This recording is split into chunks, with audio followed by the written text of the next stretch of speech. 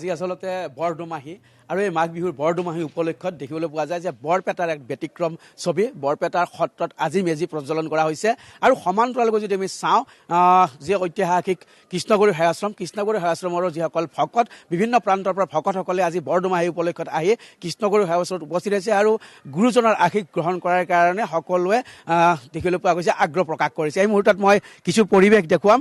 এই যে কৃষ্ণগুৰু সেৱাশ্ৰমত ভকতসকল বিভিন্ন প্ৰান্তৰ পৰা আহিছে আৰু কৃষ্ণগুৰু সেৱাশ্ৰমৰ যিগৰাকী আধ্যাত্মিক গুৰু গুৰুকৃষ্ণ প্ৰেমানন্দ প্ৰভুৰ আশীষ গ্ৰহণ কৰাৰ কাৰণে এইদৰে ভকতসকলে আহি উপস্থিত হৈছে আৰু গুৰুজনাৰ আশীষ গ্ৰহণ কৰি গোটেই যাতে বছৰটো ভাল হয়, ইয়াৰ পিছৰ সময়খিনি যাতে ভাল হয় তাৰ কাৰণে সকলোৱে আহি এইদৰে উপস্থিত হৈছে। মই পোনে পোনে জানিব বিচাৰিম, যিহেতু আমাৰ লগত ইয়াৰে এগৰাকী ব্যক্তি আছে, কৃষ্ণগুৰু আধ্যাত্মিক বিশ্ববিদ্যালয়ৰ পঞ্চক ডাঙৰীয়া আছে, মই আপোনাৰ কাষলৈ আহিব বিচাৰিছোঁ।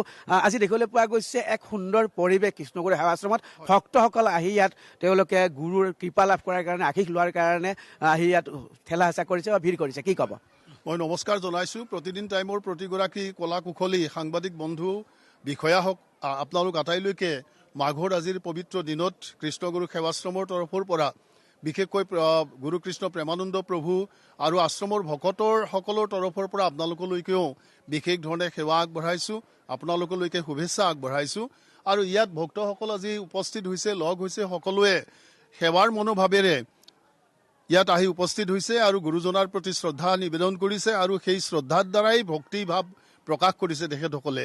আৰু ইয়াৰ মূল উদ্দেশ্য হৈছে শান্তি প্ৰতিষ্ঠা হওক, বিকাশ হওক, সকলোৱে সন্মিলিত প্ৰচেষ্টাৰে আগবাঢ়ি যাওক, সমাজখন সুন্দৰ হওক। নিশ্চিতভাৱে এই যে আধ্যাত্মিক চিন্তা চেতনা আজিৰ এই সুন্দৰ দিনটোত বৰদমাহীত সকলোৱে আহিছে আধ্যাত্মিক চিন্তা চেতনাৰে উদ্বুদ্ধ হৈ গুৰুজনাৰ আশীষ গ্ৰহণ কৰি নিজৰ জীৱনশৈলী যাতে শৃংখলিতভাৱে পাৰ কৰিব পাৰে। মই আপোনাৰ কাষলৈ আহিব বিচাৰিছোঁ, কি ক'ব? এক সুন্দৰ পৰিৱেশৰ মাজত ভকতসকল আহি গুৰুৰ আশীষ গ্ৰহণ কৰিছে আৰু কৃষ্ণগুৰু সেৱাশ্ৰমত দেখিবলৈ পোৱা গৈছে বহু ভকত আহি এইদৰে ভিৰ কৰিছে। কি ক'ব?